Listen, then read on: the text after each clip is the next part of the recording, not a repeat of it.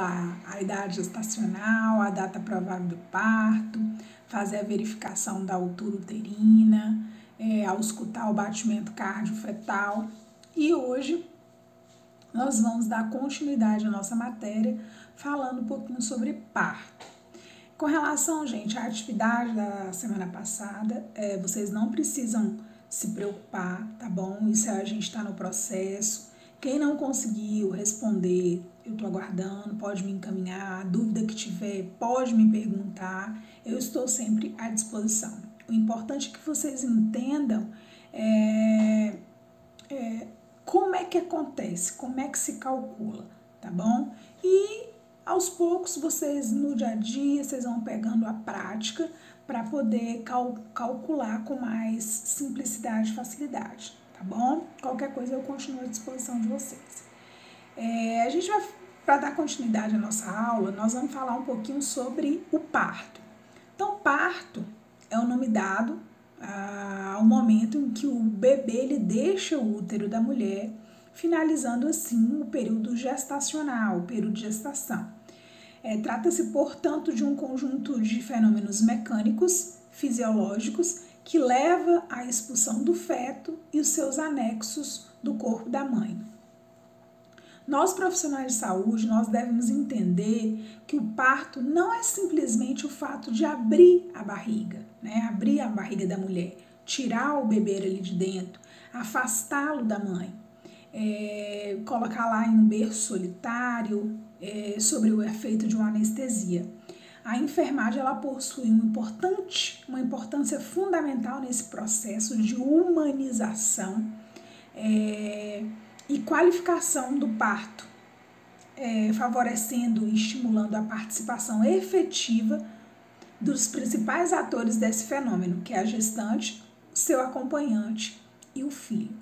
Então, hoje a gente trabalha muito a humanização durante o parto, a importância mesmo da presença do pai, da importância de a mulher sentir realmente o parto, tirar aquele mito de que o parto é uma sensação dolorosa, que causa cansaço, que causa fadiga. Então, principalmente nós, profissionais de enfermagem, nós somos responsáveis por garantir a humanização, que esse momento seja um momento único, um momento feliz para toda a família. É importante que saibamos que existem dois tipos de parto. O parto natural, o parto normal, que normalmente é conhecido, que é o parto que acontece por via vaginal, né? Aquele parto onde apresenta a contração, que o bebê sai realmente pela cavidade vaginal. E temos o parto cesariana, que é um processo cirúrgico, que o bebê é retirado através de uma cirurgia pela incisão cirúrgica no abdômen, que a gente conhece como cesariana. Então, o parto cesáreo, a cesariana, é um procedimento cirúrgico invasivo e que requer anestesia. Nele é realizada uma incisão no abdômen e no útero com a exposição de vísceras e perda de sangue por onde o feto é retirado. É importante lembrar que, Juliana, qual é o melhor tipo de parto? Então, não existe qual é o melhor tipo de parto. O melhor tipo de parto é aquele que é importante para a mãe e para o bebê, que garanta as melhores condições possíveis para um parto normal, tanto para a mãe, um parto saudável, tanto para a mãe quanto para o bebê. Então, esse é o parto ideal, tá bom? Isso a gente define durante o pré-natal, com o obstetra, tá bom? Esse mito de que você já coloca na cabeça, engravidou, já coloca na cabeça de que, meu parto vai ser cesariana, meu parto vai ser normal. A gente tem que desmistificar isso, tá bom? Isso é uma coisa que a gente decide, que a gente chega num consenso, mas que você não precisa passar a gestação toda sofrendo para saber qual é o tipo de parto. Ah, eu vou escolher o parto normal, eu vou escolher o parto cesárea. Então, o melhor parto é aquele que vai garantir a saúde materna e fetal. Agora, quais são os principais sinais do trabalho de parto? Então, a gente já sabe que existe o parto normal, o parto cesariana, a mulher ela já passou pelo processo de pré-natal, né? Então, ela já está aí chegando, a gente sabe que a gestação ela se encerra com aproximadamente 40 a 42 semanas. Então, a partir daí, ela começa sim a apresentar os sinais do trabalho de parto. Quais são esses principais sinais do trabalho de parto? Um dos principais sinais que a gente apresenta é a alteração do colo uterino. Então, há um amolecimento possível na dilatação da cérvice, onde a descida da apresentação fetal para a pelve. Esse trabalho ele pode começar desde o primeiro mês até a primeira hora antes do começo do trabalho de parto verdadeiro. Então, os sinais de trabalho de parto ele começa desde o início da gravidez. Então, assim, a gente sabe que aproximando 40 a 42 semanas tem alguns sinais que são mais característicos, né, do trabalho de parto verdadeiro. E uma delas é a descida do bebê. Então, realmente, há uma dilatação da cérvice. A gente sabe que a cérvice, ela fica fechada, né? E à medida que o colo ele vai se dilatando, ele vai aumentando de tamanho para que o bebê ele passe, aí vai apresentando uma dilatação daquela região. Por isso que o enfermeiro, o médico, ele faz o toque, né? Para ver como é que tá a dilatação. Ah, tá com 1 centímetro de dilatação, tá com 2 centímetros de dilatação. Então, a hora que a gente consegue introduzir os dedos dentro da vagina, o colo uterino, a gente consegue medir qual é a altura, qual é a dilatação daquele útero naquele momento. Além disso, tem a diminuição da distensão abdominal. Isso normalmente ocorre nas últimas semanas de gravidez, quando a apresentação fetal começa a descer para a pelve materna.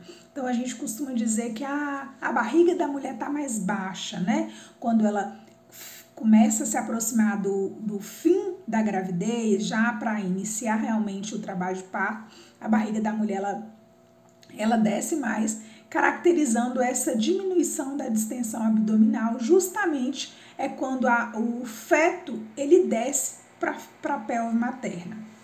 Há também um aumento do nível de energia. Algumas mulheres elas relatam que aumenta a energia antes do trabalho de parto e acredita que isso se deve à liberação da adrenalina causada pela diminuição da progesterona.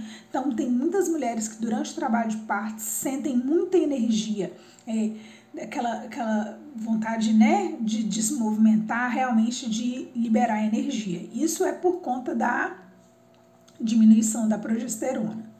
Existe o sinal, que é quando acontece a perca do tampão mucoso, e existem algumas mulheres que perdem o tampão mucoso um pouco antes do trabalho de parto efetivo, né? O tampão mucoso, ele é tipo uma cola, uma clara de leite mais de ovo, desculpa, uma clara de ovo mais espessa que sai da cavidade vaginal, né? Caracterizando um sinal do trabalho de parto. Ela pode apresentar com algumas rajadas de sangue ou não. Também há a contração. Contração ela pode iniciar também, assim como a alteração do colo uterino, desde os primeiros meses de gravidez. Então, tem mulheres que queixam, eu estou apresentando algumas contrações, né? Que tem algumas contrações que são caracterizadas mais leves. Elas podem acontecer ao longo da gravidez e ela ajuda a garantir o amadurecimento e o amolecimento do colo uterino. Normalmente essas contrações, no início, elas são irregulares, durante a gravidez elas são irregulares, e realmente quando se aproxima do trabalho de parto, as contrações elas tendem a apresentar uma frequência mais intensa, muito maior e bem mais frequentes, tá bom? Há também a ruptura espontânea da membrana. Ela pode ocorrer apresentando o extravasamento de líquido amniótico, que é quando a gente fala o rompimento da bolsa. É uma outra característica, tá bom? Então, tem mulheres que rompem a bolsa em casa, tem mulheres que rompem, a bolsa é rompida na própria maternidade ou hospital, né? E é importante lembrar que tem mulheres que rompem a bolsa e ainda assim demoram alguns dias para o bebê realmente nascer de fato, tá bom? Esses são um dos principais características e sinais do trabalho de parto. É importante também que façamos uma identificação do trabalho de parto, o falso trabalho de parto e o trabalho de parto verdadeiro. Porque assim, não é sempre que apresenta esses sinais e sintomas de trabalho de parto que é caracterizado o trabalho de parto verdadeiro. Então é importante que nós, profissionais de enfermagem, nós saibamos distinguir quando é um trabalho de trabalho de parto falso e um trabalho de parto verdadeiro. No trabalho de parto falso, a contração ela pode ser caracterizada em qualquer lugar da barriga, nas costelas, ela pode ter uma aparência com a cólica menstrual, né, no trabalho de parto falso. Já no trabalho de parto verdadeiro, a contração ela vem bem embaixo da cérvice, mesmo bem aqui nessa região que a gente fala como se fosse na região pubiana mesmo, ali na cérvice mesmo, e ela irradia para todo o corpo.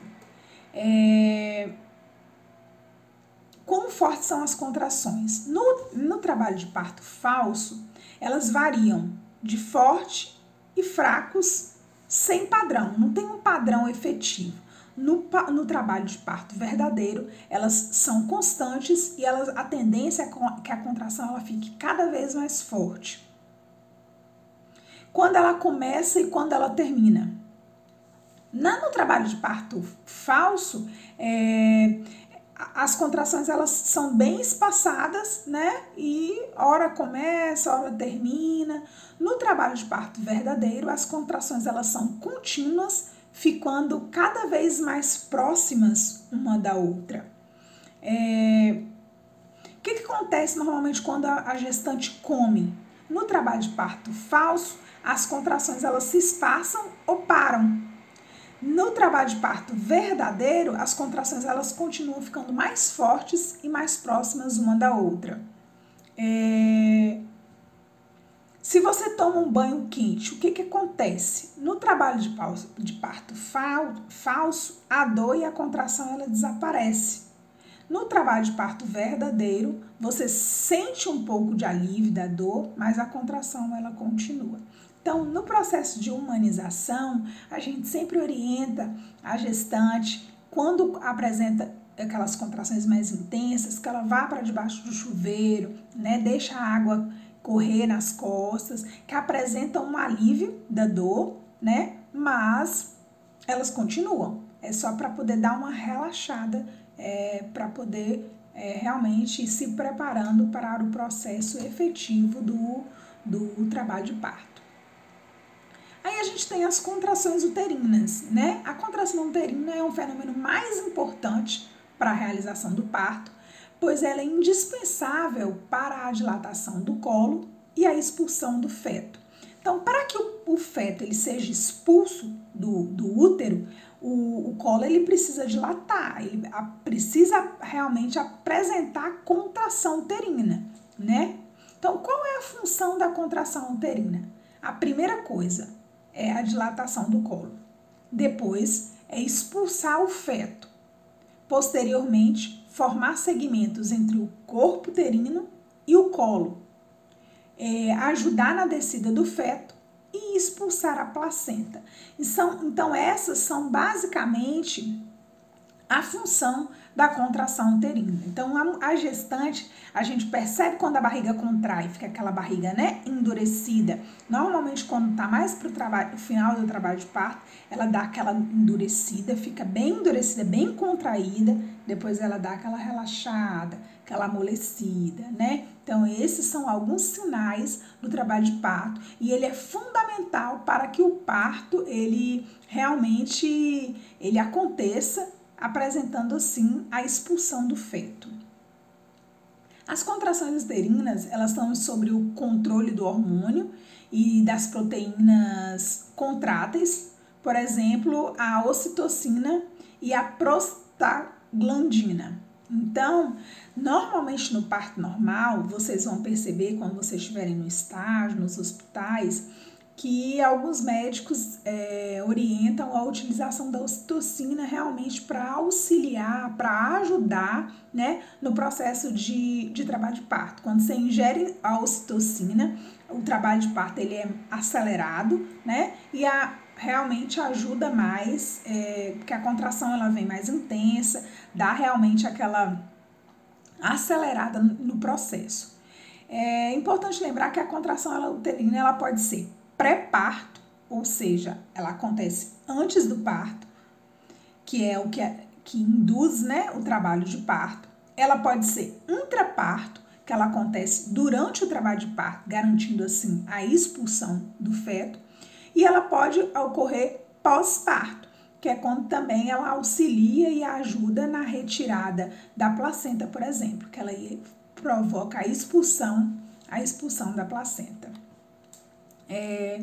Aí eu vou falar um pouquinho para vocês sobre os estágios do trabalho de parto. Então, o trabalho de parto ele é dividido em vários estágios. Primeiro, acontece a dilatação. Nesse período, normalmente após atingir 5 centímetros de dilatação, as contrações uterinas elas progridem e aos poucos aumentam a intensidade, o intervalo e a duração, provocando a dilatação do colo uterino. Depois da dilatação, vem a expulsão, é o período que se inicia a completa dilatação do colo uterino e termina com o nascimento do bebê. Posterior, temos a dectação, que inicia-se após a expulsão do feto e termina com a saída da placenta e da membrana amniótica, né? E depois tem a Greenberg, que corresponde às primeiras 2 horas após o parto, a fase que ocorre a aloquiação e se avalia a involução uterina e a recuperação da genitália materna. Então, esses aí são os principais estágios do trabalho de parto: dilatação, expulsão, dictação e Greenberg. Então, é importante que saibamos, porque o profissional de enfermagem ele vai estar ali diretamente ligado, né, no processo de trabalho de parto. Então, é importante que saibamos, conheçamos os estágios do trabalho de parto. E aí vamos falar um pouquinho sobre o plano de cuidado de enfermagem durante o trabalho de parto. Qual é a intervenção do profissional de enfermagem? O que um profissional de enfermagem pode fazer durante o trabalho de parto? Como é que ele pode ajudar a parturiente, né, nesse momento?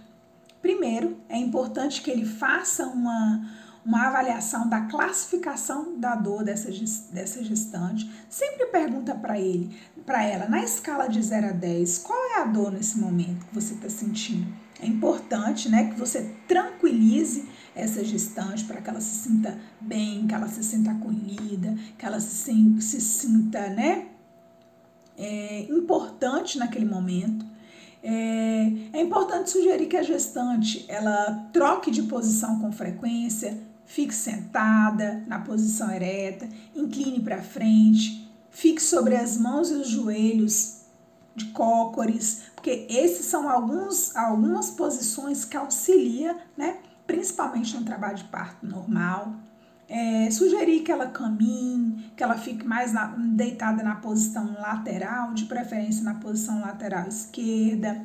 É importante que o técnico de enfermagem, ele monitore os sinais vitais, monitore a pressão, veja a frequência cardíaca dessa gestante, veja o batimento cardiofetal do bebê, avaliar para ver como é que está a frequência desse batimento. Orientar quanto à técnica de respiração correta. Às vezes a mulher, quando ela está lá na sala de parto, ela fica tão ansiosa, tão nervosa, que ela não consegue respirar adequadamente, né? Então é importante que o técnico esteja ali para tranquilizar e orientar essa mulher, que ela respire de forma correta.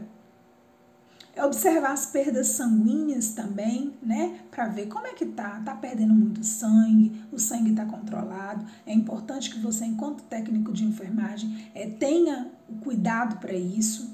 É importante também, depois do trabalho de parto, avaliar com relação à incisão cirúrgica, seja ela pós-parto cesáreo ou pós-parto normal, sempre avaliar, porque assim, existem alguns partos normais, por exemplo, que não precisa fazer aquela laceração, né? O bebê, quando ele vem, ele espontaneamente já provoca essa laceração, né? Não precisa dar aquele corte. Alguns médicos ainda promovem, né, aquele corte, e aí depois você tem que costurar a região ali vaginal da mulher. E é importante sempre estar avaliando como é que está essa cicatriz, como é que está o processo, tem alguma infecção, né? Na cirurgia também, na cicatriz da cesariana, avaliar se existe alguma infecção, se não tem. Sempre que necessário, trocar os curativos e fazer isso sempre de forma asséptica, né? Para evitar qualquer tipo de contaminação, qualquer tipo de infecção. E sempre sinalizar ao médico, ao enfermeiro responsável, os sinais de infecção. Então, assim, esses são os principais pontos de intervenção da equipe de enfermagem durante o trabalho de parto e até mesmo posterior, quando a mulher já ganha o neném, né, e está ali sobre os cuidados da equipe. Então, assim, a gente falou um pouquinho, já falamos na aula passada sobre o pré-natal, agora abordamos aí o parto, nos tipos de parto, como é que ele acontece, falando de uma forma bem sucinta, né? E depois do parto, qual é a função do técnico de enfermagem ali na sala de parto? O que ele pode fazer para estar auxiliando durante esse processo? Então, a gente vai retirar o bebê.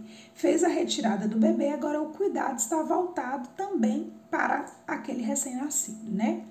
Então, a atenção ao recém-nascido, ele começa já na sala de parto, com a realização de vários procedimentos que visam assegurar a sua integridade física e a prevenção de futuras complicações.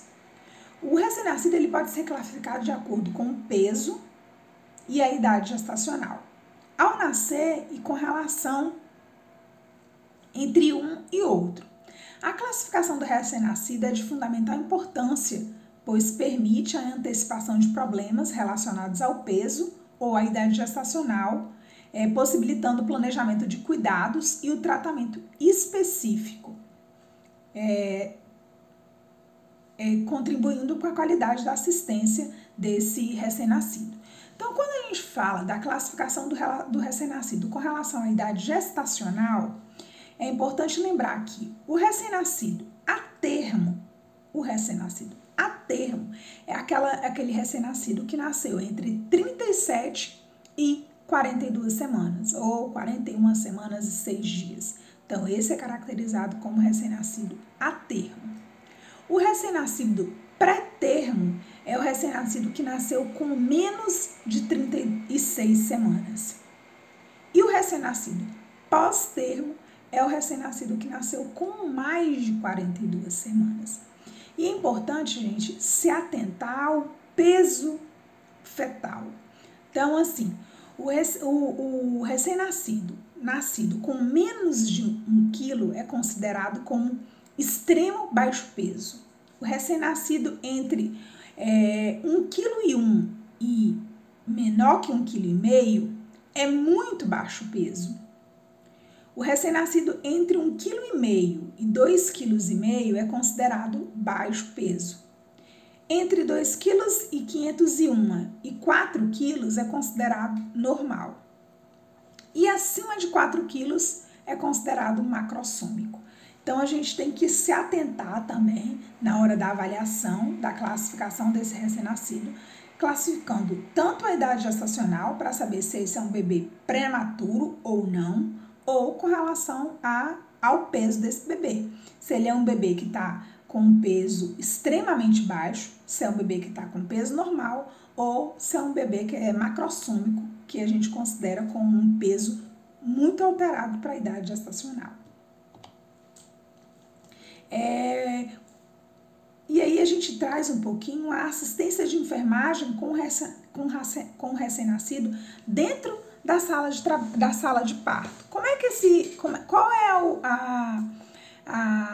a função do profissional de enfermagem dentro da sala de parto com o recém-nascido? Então, primeiramente a gente vai fazer uma avaliação rápida da vitalidade do bebê, né? Para saber se ele tá bem, se ele nasceu bem, se ele chorou, se ele não chorou. É importante fazer essa avaliação, né? Posteriormente a isso, nós vamos fazer o clampeamento do cordão umbilical, né? Que é retirou o bebê, né? A gente vai clampear, cortar o cordão umbilical, né? Uma proximidade de 1 a 3 minutos após a retirada do bebê. Então, a gente tira o bebê, a gente coloca em cima da mãe, né? Para posteriormente fazer o corte, né? O clampeamento do cordão umbilical. É importante manter o recém-nascido sobre o abdômen materno, usando o corpo da mãe como uma fonte de calor. Às vezes a gente tira imediatamente o recém-nascido e ele já leva lá para a incubadora para poder fazer a verificação de sinais vitais. É importante esse primeiro momento do recém-nascido com a mãe, tá bom? Então, retirou, coloca em cima do abdômen da mãe, para que a mãe sinta, né, o bebê, para que garanta a temperatura desse bebê e posteriormente você vai fazer os cuidados. É importante identificar esse recém-nascido com a pulseira, com o nome da mãe, né? Realizar o aleitamento materno precoce é importante. Aspirar a boca ou o nariz quando necessário, nem sempre é necessário, mas às vezes aspirou alguma coisa durante o trabalho de parto, então é importante que você faça a aspiração da boca e do nariz. Administrar a vitamina K, que é uma prevenção de sangramento, então você vai fazer uma injeção intramuscular ainda dentro da sala de trabalho de parto. Realizar a antropometria, que inclui a verificação do peso, o comprimento desse bebê, verificar o perímetro cefálico, verificar junto ao médico também o APGAR dessa criança, para ver qual é a nota que essa criança nasceu de 0 a 10. E posteriormente também administrar as vacinas, hepatite e BCG, que em muitas maternidades ainda administra dentro da própria maternidade, nos primeiros momentos da vida. Outra característica também que está relacionado ao cuidado, à assistência de enfermagem, relacionado à amamentação. Então, cabe, né, ao profissional de enfermagem estar orientando, estar incentivando e realmente intensificando esse período, esse momento de amamentação, principalmente logo após o nascimento. Então, a amamentação é a forma natural de alimentar o recém-nascido. A criança ela deve ser alimentada exclusivamente por leite materno até o 6º mês de vida. Nesse período ele não precisa de mais nada além do leite, nada, nenhum complemento, nem mesmo água. O leite materno é o alimento completo que atende a todas as necessidades do organismo da criança e a protege de várias infecções. É importante que ao colocar o bebê para sugar o seio materno, alguns aspectos eles devem ser observados de forma a facilitar e a favorecer a amamentação. Então, se eu virar para vocês e falar, amamentar é simples, amamentar é fácil, nós estamos mentindo, né? Então, a gente tem que sempre orientar e incentivar essa puérpera, agora já puérpera, não mais gestante, depois que ela ganha, a garantir a amamentação de forma saudável.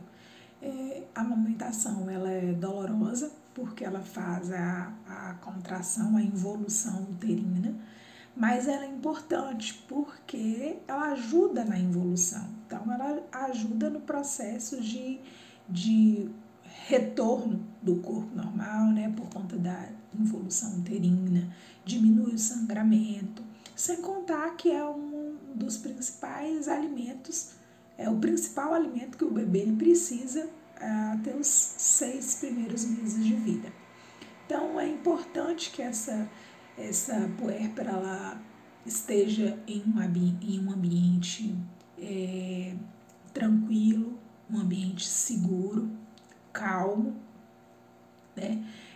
A mamada, ela é um momento de troca mútua, filho e a mãe, e a puérpera ela tem que estar em um ambiente totalmente confortável, sentada de forma confortável, isso tudo no intuito de que seja um momento prazeroso, tá bom? É importante que na hora de orientar essa puérpera, o processo de amamentação, o profissional de enfermagem sempre oriente que é importante abocanhar, que o bebê abocanhe toda a auréola do peito, tá bom? Não só o biquinho, porque se você só pega o bico do peito, possivelmente esse bico vai rachar, vai provocar uma fissura e aí vai ser muito mais dolorido, tá bom? Então, assim, é importante que ele abocanhe toda a areola, tá bom? E faça aquele movimento mesmo de sucção, tá bom? Você vê realmente a boca do bebê mexer. A sucção ela deve ser lenta e profunda, com pausas coordenadas para a respiração entre a mamada. O processo é sugar, deglutir e respirar. Isso o bebê faz tudo de uma única vez. Então é importante que você tá observando se ele está sugando, deglutindo, né, engolindo e respirando. Então ele precisa fazer esses 3 movimentos durante a mamada. Normalmente, como eu falei, a mãe ela sente bastante dor, principalmente quando ele suga pela primeira vez, quando ele abocanha a auréola pela primeira vez, dá aquela sugada e aí depois ela vai apresentando um alívio.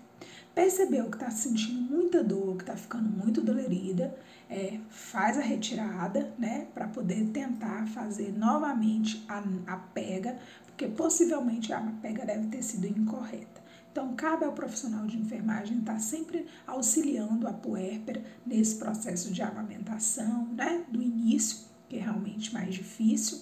Inclusive, tem algumas mães que não conseguem nem amamentar, né, por conta do processo mesmo de dificuldade. Caso o bebê aceite adequadamente a mamada, a mãe ela deve sempre oferecer um seio e depois outro, sem limite de tempo. Então, quanto tempo que eu vou ficar em cada mama? Não tem limite. Até o bebê né, achar que está cheio. Quando o bebê ele enche verdadeiramente, ele é como se desmaiasse no sono, né? Então, ele pega realmente no sono, ele dorme aquele sono profundo. E na próxima mamada, sempre oferecer o peito que o bebê ele sugou por último, isso no intuito de evitar e prevenir o engurgitamento mamário, né? Que é aquela mama totalmente cheia e endurecida, inclusive algumas podem até pedrificar mesmo, então é importante que se evite o engurgitamento para evitar qualquer tipo de infecção ali, fissura, mastite, né? Então, isso é uma função do profissional de enfermagem, auxiliar a puérpera no processo de amamentação. É importante também que os profissionais de enfermagem eles auxiliem a puérpera no puerpério imediato, né? A gente sabe, já escutou falar muitos problemas aí relacionados à puérpera, à depressão pós-parto, né? Então é importante que o profissional de enfermagem, ele até mesmo no alojamento conjunto, ali na enfermaria conjunta, ele faça o processo de orientação conjunto com todas as mulheres no intuito de trocar experiências, de trocar informações, abordando sempre assuntos relacionados à mãe, ao filho, à família, estimulando sempre a amamentação, e aí colocando em prática as técnicas de amamentação, sempre, né, reforçando como é que acontece a pega correta, quais os benefícios da amamentação, orientar também com relação à higiene corporal, tanto da mãe quanto do bebê, como é que se faz, como é que dá o banho, qual a frequência do banho, a limpeza do umbigo, né, que é o coto umbilical. Então isso tudo é importante que o profissional de enfermagem lhe oriente a puérpera antes de sair, antes de ser liberada para casa. Orientar com relação ao curativo, tanto da episiorrafia, que é a sutura, né, lá na região do parto normal, quanto na cicatriz cirúrgica do paciente que foi submetido a um parto cesárea. Então, orientar com relação à lavagem adequada, à limpeza, né, a higiene adequada dessa região. Orientar também com relação ao repouso, à alimentação, à hidratação adequada. Isso tudo tem total influência, né, no pós-parto. Orientar também com relação ao uso de medicamentos nocivos no período da amamentação. A gente sabe que a maioria dos medicamentos ele tem passagem barreira mamária, então ele atravessa o leite materno, então tem que ter muito cuidado com relação à ingestão de medicamentos, tá bem? Assim como a utilização de álcool, de fumo, de drogas, porque isso tudo tem influência e atravessa o leite. A importância também de orientar com relação à deambulação para a garantia da involução uterina e a eliminação de gases. E esse processo ele é importante, principalmente conjuntamente, tá bom? Então, assim, isso cabe a nós, profissionais de enfermagem, estar sempre orientando a puérpera com relação a esses principais cuidados.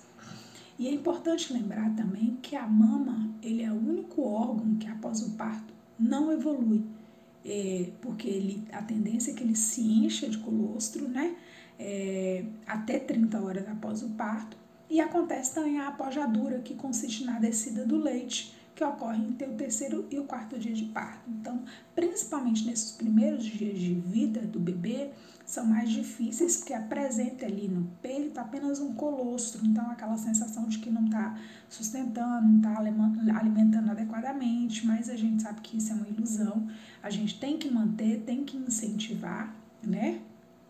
E após 3, 4 dias, há uma descida adequada do leite, de forma que o bebê vai sugar e vai se alimentar adequadamente, tá bom?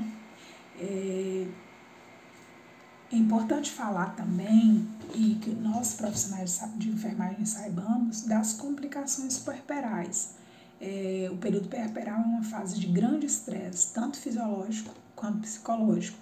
A fadiga e a perda de sangue pelo trabalho de parto e as condições desencadeadas pelo nascimento do bebê, eles podem causar complicações, principalmente relacionadas às ações emocionais da puérpera. Então, nesse período, as alterações emocionais somadas à exaustão física, ela pode surgir em um quadro de profunda tristeza, sentimentos de incapacidade.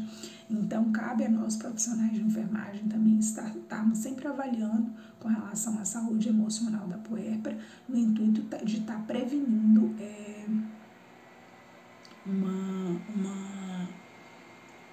depressão pós-parto, que é comum acontecer, tá bom? Então, por hoje é só. Falamos um pouquinho aí sobre o processo de parto, né? Como é que ele acontece, os cuidados com o recém-nascido na sala de parto, que cabe a nós profissionais de enfermagem. E qualquer coisa que precisar, mais uma vez nós estamos aí à disposição, tá bom? Um grande abraço, fica com Deus